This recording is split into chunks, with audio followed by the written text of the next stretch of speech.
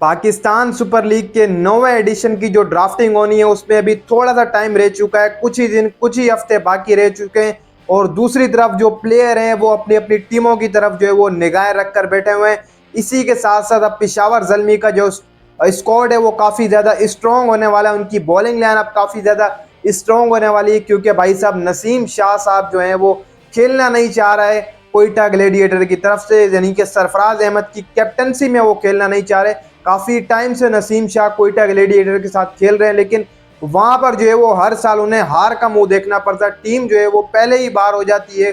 Quetta gladiator ज़्यादा लंबा साथ नहीं दे पा रहा नसीम शाह, तो नसीम शाह ने अब शायद खुद खुला ऐलान कर दिया है कि मैं जो है वो तब्दील होना चाहता हूँ, यानी कि पेशावर ज़ल्मी में जाना चाहता हूँ। बाबर आजम की कैप्टनसी में जो है वो खेलना चाहते हैं। और इसी के साथ साथ अगर नसीम शाह आ जाते हैं, ऐलान तो बाज़ाब्ता कर दिया है, रिप्लेसमेंट के तौर पर जो है वो चेंज किया जाएगा, क्या चक्कर रहेगा इसके हवाले से जो मैं तफसीली वीडियो ये तभी बना रहा हूँ। अगर नसीम शाह इधर आ जाते हैं तो इनका जो स्क्वाड है वो काफ़ी ज़्यादा खतरनाक हो जाएगा पेशावर ज़ल्मी का, क्योंकि इनकी पिछले साल बॉलिंग लाइनअप में काफ़ी ज़्यादा कमज़ोरी थी। इसके साथ साथ भाई साहब वहाब रियाज के साथ जब ये 10 या कुछ ओवर डालेंगे, 4 5 8 ओवर जो शुरुआत के रहेंगे, बीच बीच में 2 ओवर 4 ओवर जो शुरुआत के रहेंगे, काफ़ी ज़्यादा इनके बेहतर होंगे वहाब रियाज और नसीम शाह। क्योंकि नसीम शाह ने एशिया कप में जिस तरीके की बॉलिंग की, एक लेवल की बॉलिंग की, उसके बाद इंजर्ड हो गए थे, कंधे की इंजरी, उसके बाद उनका इलाज चलता रहा। लेकिन अब पीएसएल क्योंकि करीब आ रहा है तो इसी के चलते नसीम शाह ने भी कहा कि भाई मैं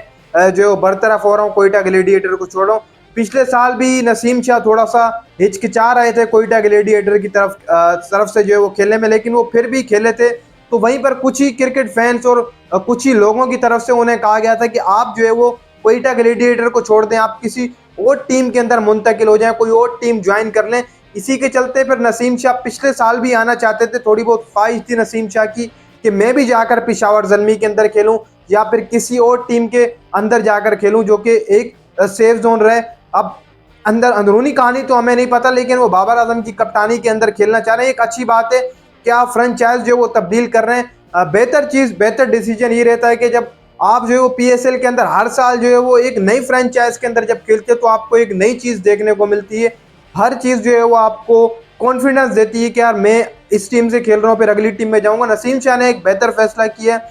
दूसरी बात यह है कि पेशावर ज़ल्मी की जो बैटिंग लाइनअप है वो काफ़ी ज़्यादा पिछले साल खतरनाक हमें दिखाई दी थी, बहुत ज़्यादा ज़बरदस्त बैटिंग लाइनअप थी। वहाँ पर ओपन सैम अयूब, बाबर आजम, इसके अलावा मोहम्मद हारिस आकर खेल लेते थे, हसीबुल्लाह, जिस तरीके की इन्होंने भाई इनिंगें खेली हैं ज़बरदस्त जो है वो इसके अलावा खेली। इसके अलावा रोमन पावेल भी जिनके स्क्वाड का हिस्सा थे, लेकिन फिल वक्त तो अभी नहीं लगे। लेकिन पिछले साल रोमन पावेल ने भी काफ़ी खतरनाक बैटिंग का मुजाहरा किया था पेशावर ज़ल्मी की। लेकिन पेशावर ज़ल्मी की जो बॉलिंग लाइनअप की स्ट्रेंथ थी वो पूरे तरीके से ख़राब रही।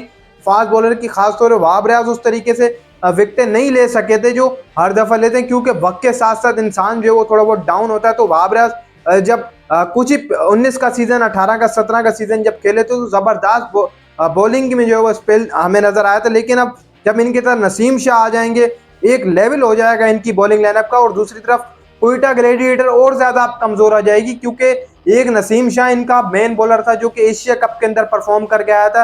रेवनली अभी लीग्स के अंदर जिस तरीके से नसीम शाह की परफॉर्मेंस रही है भाई, ज़बरदस्त परफॉर्मेंस रही है नसीम शाह ने दी है। इसी के चलते कोयटा ग्लेडिएटर के लिए ये बड़ा झटका होगा कि नसीम शाह उनको छोड़ के जा रहे हैं। ऐसा नहीं है कि कोयटा ग्लेडिएटर के पास बॉलिंग लाइनअप नहीं बचेगी, उनके पास मोहम्मद हसनैन है, 2-4 और भी वो लोग अपनी टीम में शामिल कर लेंगे। लेकिन नसीम शाह उनका मेन बॉलर था। जब कोयटा ग्लेडिएटर को जब उनका मेन बॉलर छोड़ के जाएगा तो काफ़ी ज़्यादा उधर नुकसान उठाना पड़ेगा कोयटा ग्लेडिएटर को। इसके अलावा फिल वक्त अभी ये नहीं बताया गया कि नसीम शाह की रिप्लेसमेंट में कौन सा प्लेयर जो है वो हम दे रहे हैं और कौन सा ले रहे हैं। रिप्लेसमेंट तो फिल वक्त नहीं की गई, लेकिन डायरेक्ट थ्रू जो है वो शायद फ्रेंचाइजेस राब्ते में रहे। जैसे पहले हुआ करता था कि रिप्लेस जो है वो मांग ली जाती थी कि आप ये लड़का रख लें और हमें दे दें, इस तरीके से जो वो चलता रहता था निज़ाम। लेकिन फिल वक्त अभी सामने नहीं आई पूरे तरीके से रिप्लेसमेंट।